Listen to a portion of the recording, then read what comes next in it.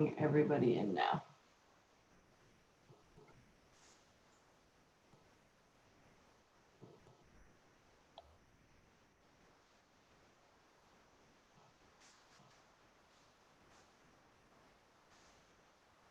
Oh.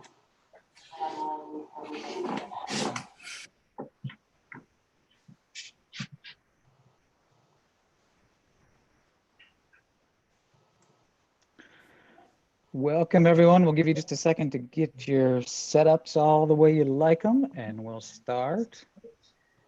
I recognize a couple names. Welcome back. Is it Alika? Alika, maybe?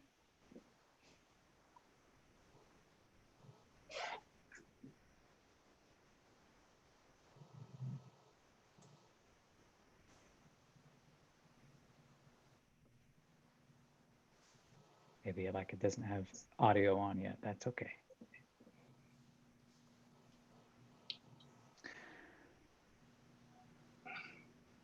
All righty.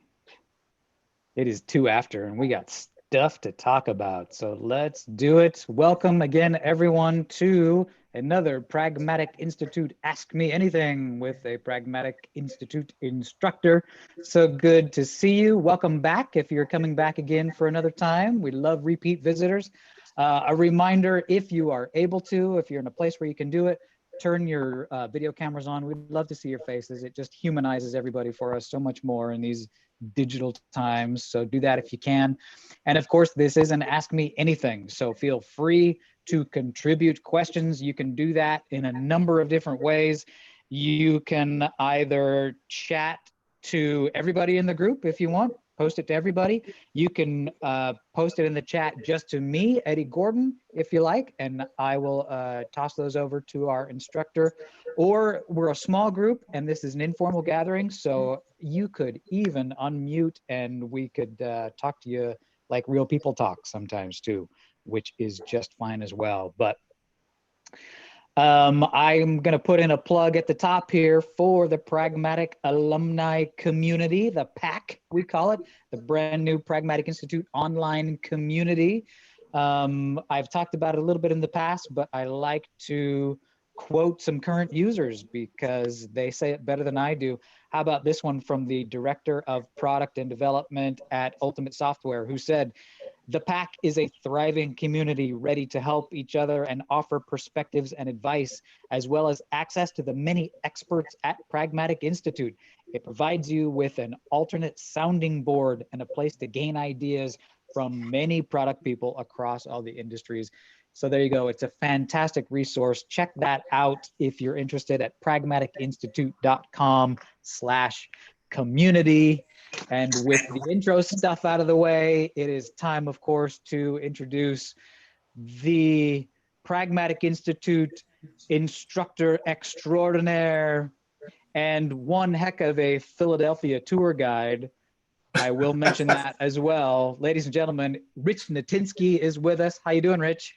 I'm doing great, Eddie. Thank you. Thanks for that. I remember our trip to Philadelphia so fondly, and all of my Philadelphia trivia, when I'm talking to people, it's all things you told me. So folks, if you have the chance, go see Rich in Philadelphia.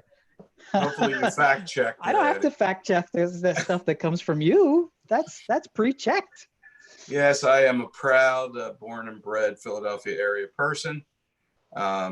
Left a few times and came back, so I'm always proud to show off my home city and a real jewel for us here in the States. It's my pleasure to be here today. Love being here. Love doing this. Welcome. You're ready for some gotcha questions here, Rich? Why not? You know, sure. I'm going to start off with one from Steve today, who asks, I am applying for an IT services marketing and IT services portfolio management position at a major computer hardware company. What are the key differences between product marketing and services marketing from a pragmatic perspective? So thank you for that question, Steve. And let me start off with a pretty general statement, and that is from our perspective. And I should tell you that I've been in Pragmatic quite a while. As a matter of fact, my anniversary at Pragmatic will be this weekend. I think Sunday. I hit 14 years here as an instructor, which is older, more years than Eddie's wallet is. But before that, I had almost 25 years in the software industry and services industries. And in fact, most of my career, I dealt with services. I did services sales. I ran services organizations. I did consulting. I had my own consulting business, etc. So services are near and dear to my heart. And I have always tried to let product people understand that our services offerings are products. They certainly were in my business. They were in my companies. And we have to think of them as products, as part of our offering to the market. So I want to say there's very little difference. The services must solve problems for people the same way that products do. And we have to understand what problems we're solving for the markets we serve. They're part of our offerings. There are going to be some differences. There are going to be some differences in pricing. There are going to be some differences in margin. There are going to be some differences in time to benefit. Certainly there are differences in, you can't demo the service necessarily, right? The way you can demo a product. But at the end of the day, when it comes to marketing services, we have to talk and we have to make the connection. We have to understand who we're providing those services for, who are the buyers of those services, who are the users of those services, what are the objectives. And we then have to develop a way of communicating why we're the best people to provide those services to solve those problems. So I'm going to say there's very little difference at all. If you have a market-driven mindset, it's the same notion of developing an understanding of the people who we're providing those services for, the people who buy those services, what their expectations are, what they're looking for in those services. And at the end of the day, what values are we going to be delivering to those audiences? What problems are we solving? And what's that, how do we demonstrate we can do that? And what's that mean to our customer at the end of the day? What are they getting for it in terms of value and benefit? So take everything you've learned in products and switch it to a different kind of product, a softer product, a service-based product, same thing. Yep. Yeah, I like what you said, it's kind of the killer point, which is you can't demo the product, right? And, once the contract's signed and then you're in from that point. So it's fair to say I'm totally on board, but another one of those phrases to put out is productizing, right? It is very much productizing the services. Absolutely. Okay. And let me confirm, let me just give you an example if I can, it might be helpful. So when I was in the service world, when I was managing services and marketing services and delivering services, in my own business, every single service offering I had was fixed price. No time, no material, none of that, no hourly, none of that stuff. It was a fixed price. And I used to run into customers who would say to me, oh, gee whiz, I'm used to time and material. I want to cap your, and I said, look, what do you care whether I have to spend 3 months doing this with you or 3 days doing this with you? Are you not getting the same benefit at the end of the day? And my pricing was fixed. Here's what the price is. Here's what you're going to get for it. Here are the defined deliverables. Now we're going to start down the road to do that. And I have to tell you that when I had the right kind of service offerings, there wasn't very much pushback on the price or the effort involved. I can tell you I had potential customers for services who simply said to me, no, I want purely time and materials. I want you to show up. I want you to make sure you're in my office 4 days a week from 9 to 3, sitting at a desk. And I said, look, I'm not a CPO for rent. I'm not here I'm not a brain on a stick. I'm here to deliver value to you. And we're going to shape our services around delivering that end deliverable and the objective you have. And here's the price to get that. Do you want it or not? And I have to say, I had a lot of happy customers in that kind of model. So That's productize. All right, sure. good. So it's the same right in the frame. Thanks very much. Sure thing. Steve, thank you so much for the question. I'm sure other people had the same thing. So thanks for helping them as well by asking. Rich, I just got a submission in the chat to me from Alika, who asks, can you please explain conjoint analysis? Alika just finished the price class and doesn't quite grasp the concept. Conjoint analysis. Alika, feel free to unmute and ask any clarifying questions of Rich if you'd like to as well. Okay, so thank you for the question, Alika. And I'm pretty much going to walk through probably what you heard in our price class where it was introduced to you. And let me start out with a disclaimer. There is no way I can teach you how to do conjoint analysis in a minute and a half.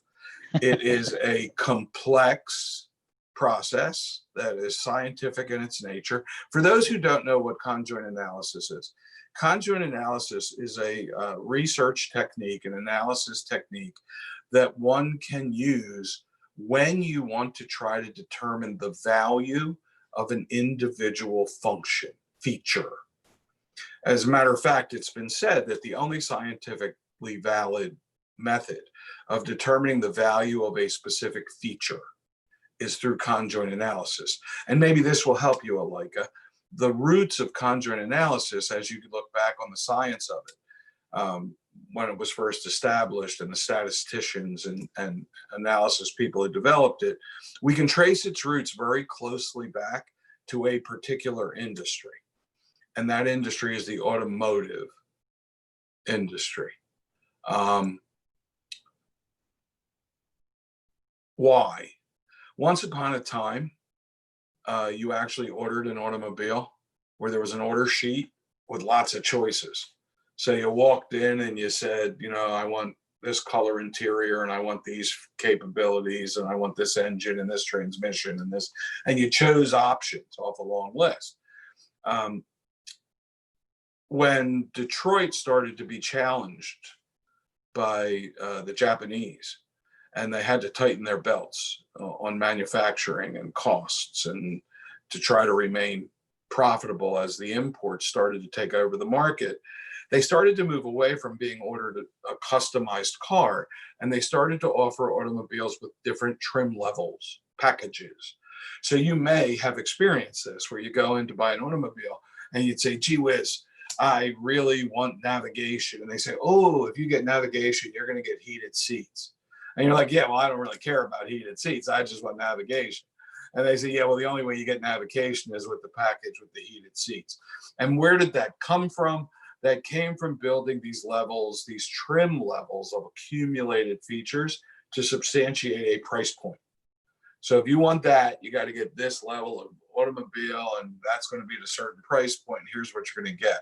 So that's where it actually came from. And you may find that lots of consultants and companies who help companies with conjoint analysis are based around Detroit, Michigan, because they came out of the automotive industry. And let me explain what conjoint analysis is. In conjoint analysis, what we're going to do is we're going to take our product and we're going to develop all kinds of attributes of that product. So you could have any number of attributes. You could have an attribute of size or speed or color or performance or support. So you could develop this list of attributes. And let's say I have an attribute that says size. I have another attribute that's color. I have another attribute that's speed. I have another attributes that's support. And one of those categories of attributes will be price. And for each of those attribute categories, I will develop different values, different levels of that attribute. So size, small, medium, large, extra large. Speed, slow, fast, faster. Color, red, yellow, blue, orange. Price, $1, $2, $3, $4. So I have multiple levels of each attribute. Then I develop what are called sets. Sets are a collection of those attributes at a specific level. So I could have set A, small, blue, fast, $1. Set B, extra large, orange, slow, $4, etc. And you develop multiple sets. Those are attributes at a certain level. Then what you do in a conjoint analysis is you do A/B testing. You simply take a subject and you offer them two different sets. Here's set A, here's set B. Which one would you prefer? Which would you select, A or B? And they would say A. And then you switch the sets. Here are two more sets. Which would you select, A or B? And you continue that. Now, with a particular subject, you probably would do 25, 30 A/Bs. You could do any number of A/B selections. And you want to do that with 100 subjects or so. And now comes the part that I can't really explain to you in detail quickly. Believe it or not, from looking at the preferences of your subjects across that kind of a range of choices, you can tease out of that statistically using a model which change in which attributes actually impacted their willingness to pay a higher price. That these are the attributes that actually said, yes, I would pay you a higher price because that attribute changed. And you can do a pretty detailed analysis that says these are the attributes that will impact people's willingness to pay and therefore pay a price. So conjoint analysis is often used to do an analysis that said, okay, which features, which changes, which capabilities made people pay more because they were getting that, and how much more.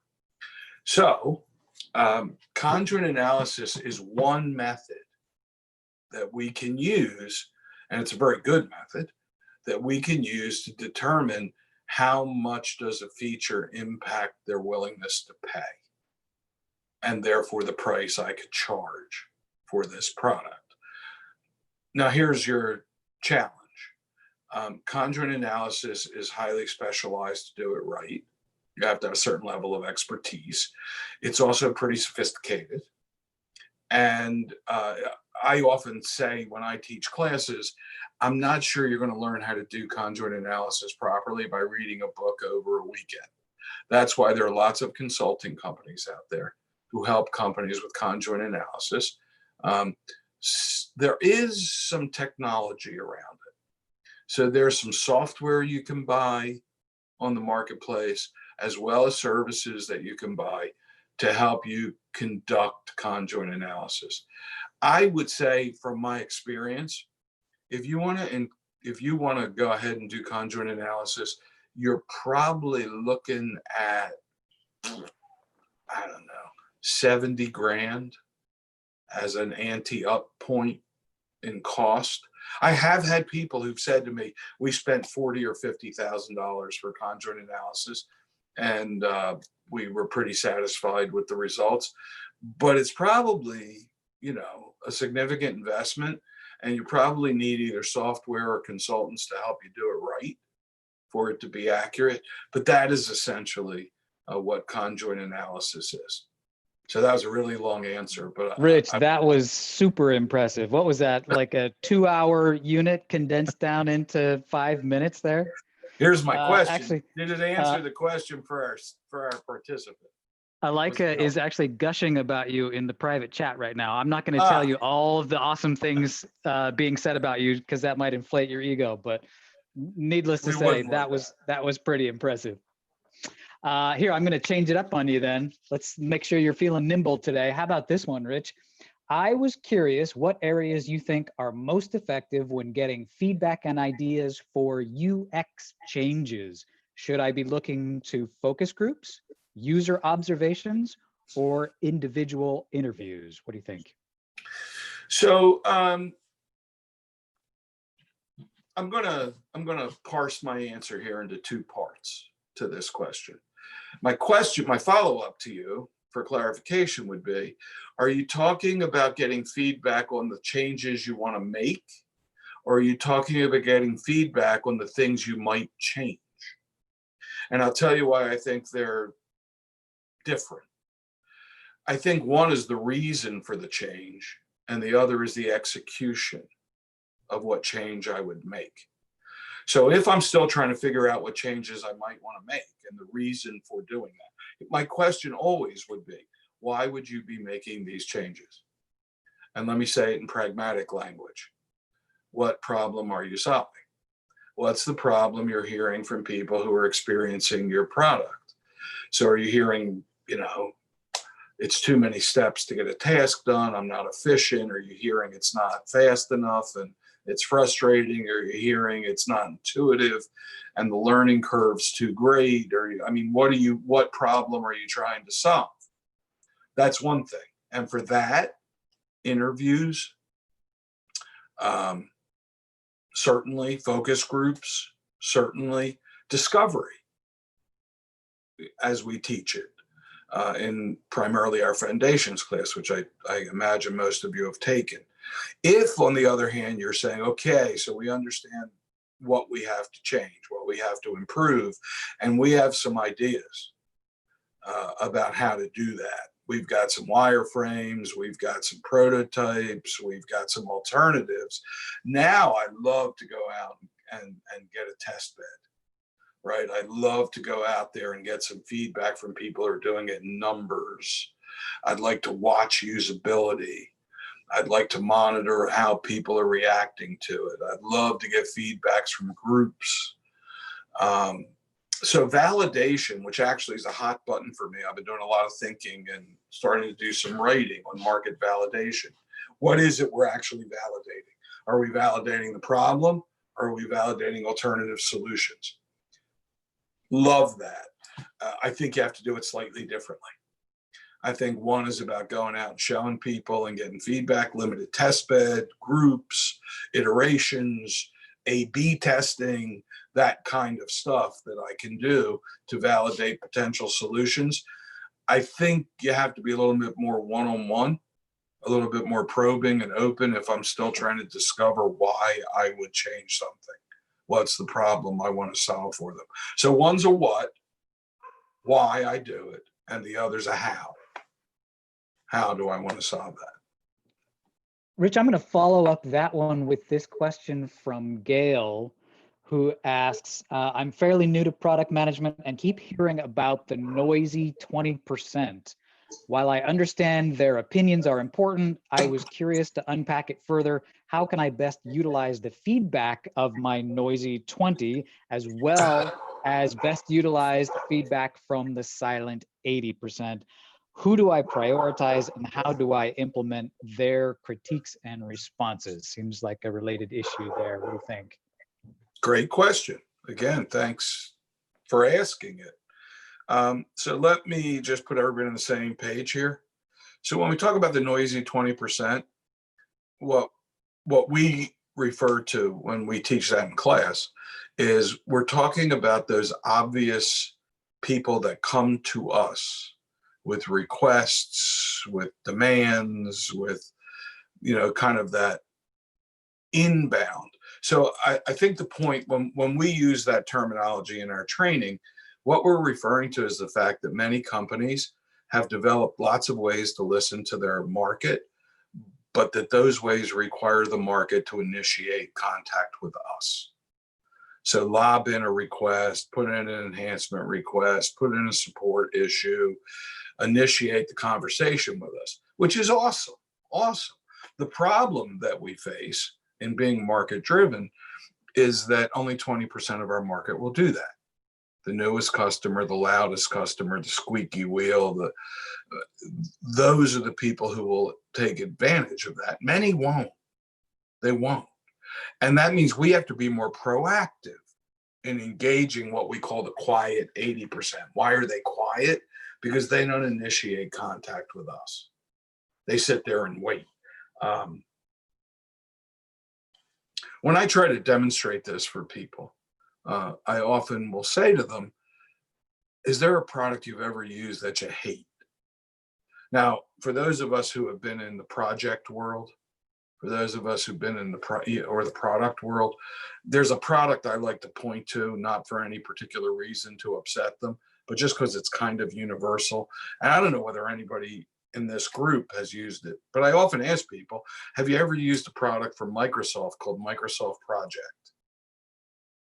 And I'll get a whole bunch of people in class who go, yeah, I've used that. And I say, well, how many of you like it? And nobody raises their hand. Nobody, right? It's like universally despised. Once in a while you get somebody. And then I'll say, well, okay, for those who've used it and those who don't like it, how many of you have ever reached out to Microsoft to tell them you don't like it? How many of you have ever lobbed in a suggestion about how to improve it? How many of you have shared your frustration and what you couldn't accomplish? And nobody raises their hand. So I kind of take that as a little experiment to say, now here you go. You're the quiet 80%. You use the product, you've experienced it, you have opinions, you have frustrations, you might even have suggestions, but you're not sharing them. The noisy 20% is. Now here's a question. If I could have a Microsoft product manager for that particular product magically appear in front of you right now, would you engage with a conversation with them? Would you share some frustrations, suggestions, ideas? Absolutely. But you're not going to go to them. So let me go back to the question. It's very important for us to engage with the quiet 80% because what we might find is that we have interpreted silence to be satisfaction when it's not satisfaction at all. It's just silence. So what do? Well, I'm going to use some pragmatic code here. We would offer you that what you need to do is Nihito activities. Get into the market, not just sit in the office and wait for people to come to you. Now, what does this long diatribe have to do with your question? Here's what it has to do with your question. If you determine when you do broader discovery in the market, that what you're hearing from the noisy 20% is absolutely consistent with what you're seeing and hearing from the broader 80%. Through observation and conversation, I'm not hearing or seeing anything different than what was coming to me. Then guess what? You can have a high degree of confidence that all you have to do is listen to that noisy 20% because they are representative of the broader market. So now I've got confidence in that, right? I've got data to suggest I can rely on them. If, however, you find that the noisy 20% don't seem to be aligned with what you're seeing and hearing in that broader marketplace, then you have to put it in perspective that it's just 20% of my market. And when I aggregate my knowledge, when I do my lining up of what I'm seeing as trends in the marketplace and the broader market needs, then I'm going to factor things to only be a small percentage of the broader market. So I can't tell you how much weight to put on it until you go out there and look at the broader market and say how much weight, how similar is what I'm hearing from that noisy group to what I'm hearing from the broader market. Rich, would you recommend offering incentives to get some of those quiet 80% to become noisy 20%ers, or does that kind of defeat the purpose? So, depends what you mean by incentives. I'm not generally a fan of incentives, and I'll tell you why. It absolutely is a call to action, right? So I'll increase the action, I'll increase velocity. I'm not sure necessarily the quality of what I get is increased, right? Are people just there to get the incentive and they're going to say whatever they say without much thought or time? So here's your question. Would you rather have a smaller pool of data that you're pretty confident about the quality of what you got? Or would you like to increase that pool of the data, but you're not so sure that the quality of what you got in that data necessarily is that good? Good, yeah. So I like incentives of things like this: access, exposure. You know, what I used to say to people in my markets who weren't necessarily incented to participate is, look, I'm in a project here to figure out where we're going over the next 24 to 36 months. Would you like to be involved in where we're going in that direction? Do you have skin in the game for the next 24 months? Because if you don't want to be involved in that, okay, right? Don't need to talk to you.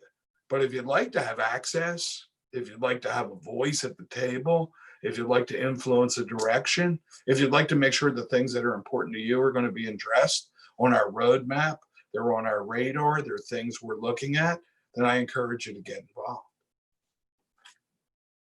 Beautiful. Yeah, I have to say, I never had a problem getting people involved. Really. I love the discussion of the 20 and the 80%. Sometimes you see people encountering that for the first time in class and they realize there's all these people that I need to talk to. Absolutely. I am going to toss you this one from Frank Rich, who says, what are some best ways or practices to evaluate a product and the messaging or positioning that goes with it? Do we just do competitive analysis or hone in deeper on target personas and go from there? Is that even enough? Curious on your thoughts, Mr. Natinsky. Thank you for the question, Frank. And I must say that's a very small club of people who are curious for my thoughts. But thank you for being They're curious. all in this Zoom right now. Thank you for being curious about my thoughts. I wish I could get a little bit of that at home. But let me try to answer your question. Let me first start by making what I hope is not a trivial distinction. And I just want to point out that messaging and positioning, from my perspective and discipline and from pragmatics, are not the same thing. They're closely related. They're built on each other. But if I'm going to be the evangelist for pragmatic that I always try to be, I want to be pretty clear about the differentiation. Pragmatic teaches that product positioning is an internal deliverable that's used to clearly and concisely articulate why somebody would want what I'm doing. Why would they want this? Let me put it another way. It's the promise that we make to our market about here's what you're going to get. And it's really important that we have the ability to clearly and concisely articulate why somebody would want what we're doing, whether our offering, product, or service. Now, that's used, and we believe that positioning should be done by persona. However, there's different positioning at different points of time, depending on where we're working on our product. So what in any given project, development project, or release of our product, who are we targeting and what problems will we be solving for them in that point in time? Now, some of the people in our organization will take product positioning to do many things. And certainly those who are responsible for our go-to-market activities will use it to develop market messages that we broadcast externally to communicate what it is we're bringing to the markets we serve. And how that is done is best determined by our product marketing functionaries and our marketing people through various channels at various times, depending on what we're doing. So certainly there'll be some messages associated with bringing something to market, right? Product launches or initial release of things to markets. There'll be messages that we deliver to various audiences through our website, through our marketing campaigns, through our material, through our presentations. So when we start talking about delivering messages, it depends who those messages are for. Different messages for different audiences: buyers, users, economic buyers, functional buyers, technical buyers, different things they care about. And the thing that we love, one of the light bulbs I see go off in the classroom all the time, is that we're practically begging you folks, stop talking to functional audiences about ROI, for God's sakes. They don't care. Stop talking to economic audiences about technical compliance. They don't care, right? Let's talk to the right audience about what they're going to get from us. It's like love So- languages, right, Rich? Right. And let's speak in their language, right? Let's speak to them in a language they understand about what they care about. Let's make that connection with them. So, at the essence of your question is we want to ensure you can't really do great positioning if you don't understand three things. You got to understand who the personas are, the populations that are significant to your success, and what they care about.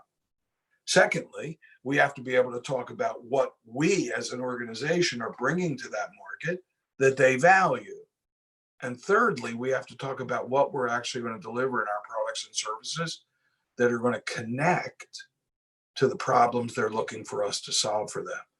When you put those three things together, now you can do effective messaging and communication and marketing programs and everything else to explain why you want to do business with us, why we're the people you want to look at.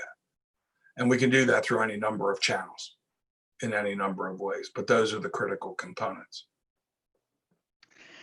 Beautiful. I'm going to send a reminder out to our audience. We've got time for a few more questions. If you want one of those to be yours, toss it up there in the chat and I will give it to Rich. But, and especially Todd, especially you, Todd, get your question up there because I like your haircut. That's why.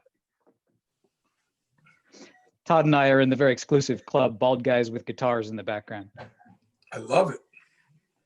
How about this one, Rich? This will definitely change directions on you. Bianca asks, I've heard a lot about soft skills lately and was curious what you think are the most important soft skills to have when getting into product management.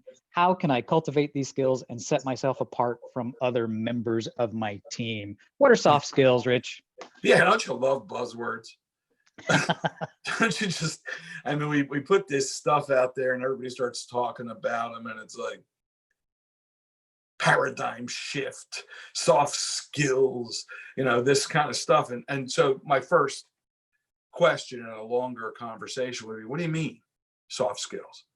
But I'm going to take my whack at it, what I think you mean in soft skills.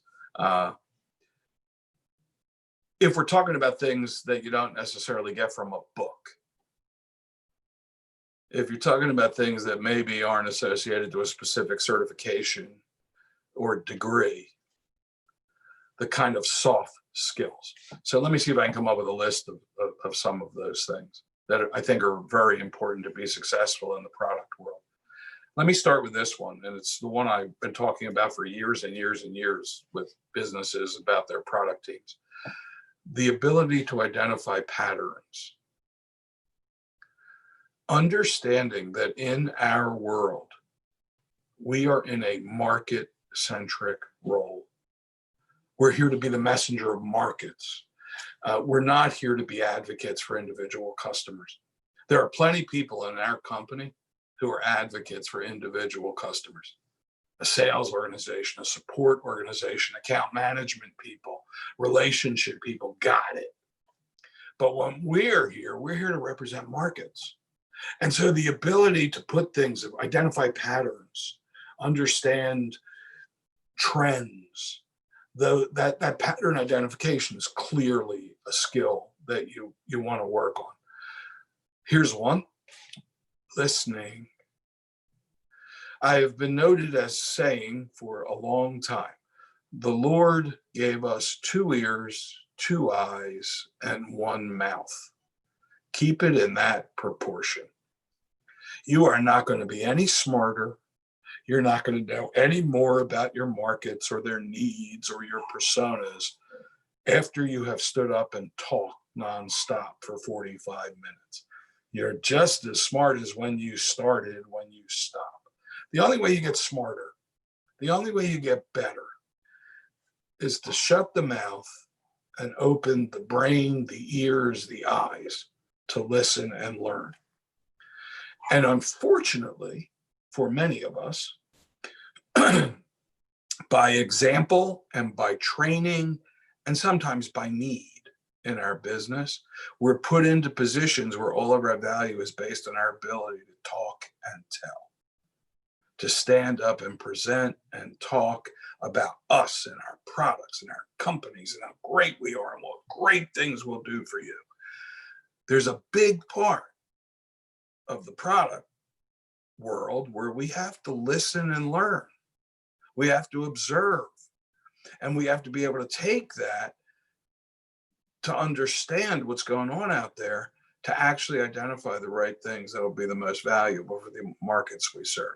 So listening and learning, pattern identification, being a leader, working with various people and stakeholders within our company, where we have the ability to lead by example and by design.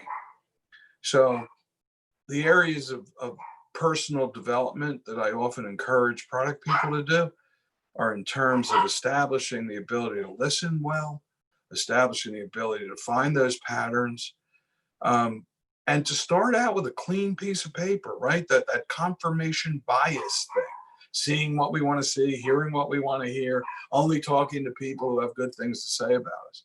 I think those are the soft skills that are really important in the product world. My view, one man's view. Beautiful. Well, I'm gonna rely on your soft skills for this last question here. I'm gonna finish up with this one. It's a sticky one, but I'm sure that you can handle it tactfully. This comes from Nicholas, who asks, sales ignores our enablement efforts. Then they want us on calls because they don't know the product. They also consistently ask for custom presentations and sell sheets. We can't say no, or can we? Okay. What a great question. You got 2 minutes. Especially, Go. yeah, to wind that up. So let me start out by, did you say Nicholas? Nicholas, yes. Nicholas, yeah. Thank you for the question, Nicholas. You're not going to like the first part of my answer. So let me get this out of the way. If you really want that question answered, I hate answering the questions like this. Nicholas, you have to come to our class. All right. I mean, this is a day to teach you about this. And it's specifically our launch class in our product array of classes curriculum. Our launch class, we spend close to half the day in that class talking about sales channel enablement and exactly everything you put in your question. So let me start out by saying this. I wish I could tell you it's the first time I heard that, but it's not the first time I've heard your question, right? It's a frustration shared by all. And I can tell you, when I deliver our launch class, I literally tell the class, we are now going to get up on the couch. Here's a therapy session, right? Jump up on Uncle Richie's couch here and tell me all those things that drive you out of your mind, and I'm going to help you with them. But having said that, I don't want to leave you with just go to class. So let me say this. What you are experiencing is not unusual. What you are experiencing can be fixed. I can say that with 100% certainty. And we can teach you how to do that. I can't do that in 2 minutes. But what I can tell you are some highlights and some bullet points, okay? And let me start here. Let me assure you of something. Your salespeople don't need to know how to use your product. They need to know how to sell your product. That's what they want to know. And what we have to enable our sales channels to do is sell the product. So there are lots of ways that we can rethink what we share with our sales channels, internal and external, partners or direct, that enable them to sell the product. What you have to do is enable your channel by first putting yourself in their shoes. What are their challenges? What do they need to know? What do they need from a product organization in order to successfully meet their quotas and sell the product? Let's just be aware of something. In most companies, salespeople have lots of products they can sell. They will sell the ones that are easiest to sell. So how do we make our products easy to sell? How do we enable them by understanding their methodology, the sales process, and what's necessary at each step of the way in order for them to move customers to a positive buying decision? And that's what we have to think about as we enable our products. It's not so much how to use it. It's not so much the features we've delivered. It's more about how do you sell this product successfully? How do you beat the competitor? How do you convince the people doing the evaluation that you've dotted the I's, crossed the T's, and solved their problems better than other people can? Faster, cheaper, different, whatever that better means. So that's what we have to think about doing in terms of sales channel enablement. The other thing you have to know to do that is you have to understand where they're not being successful. You have to understand where they're experiencing resistance, where competitors are beating us. What's our answer to that? So you have to do some analysis of the sales channel, the sales process, and how your products perform. And we can give you some great detail on how to do that and techniques to do that. But at the end of the day, I think the main thing to get over your hump, in our class, we will specifically talk about that request for the special presentations, the request for the phone calls and you got to answer the questions, the request for all of those things. And there are ways to address those things that unfortunately don't have the time to go into the details here. But at the highest level, it's keep this in mind. What we need to do to enable our sales channels is we have to answer the question, how do I successfully sell your product? Not how do I successfully use your product? And that's a mind shift for most product people. Deftly answered, Rich. Nicely done. Thank you. Well, that is our time. I'm gonna wrap us up. Already? It just flies by. It's It done. just flies by. Wow. Join us, of course, for the next in our product chat series. If you haven't been to those are incredible. The next one is Tuesday, August 11th at 1:30 p.m. We will be joined by Mark Limericker. He's the founder and CEO of Innovus, and his topic will be competitive intelligence for the new normal. Because you haven't heard that word yet, right? New normal. Buzzword. And then, of course, if you can't wait that long, of course, you can join us here every Friday for the Ask Me Anything series with the Pragmatic Institute instructor. Happens every Friday at 1:30 p.m. Eastern Time. And Rich, it's been an absolute pleasure, of course, as always. And our audience, big thank you to you guys. Thanks for the questions. Have a fantastic weekend. Stay safe and healthy out there, and we will see you next time.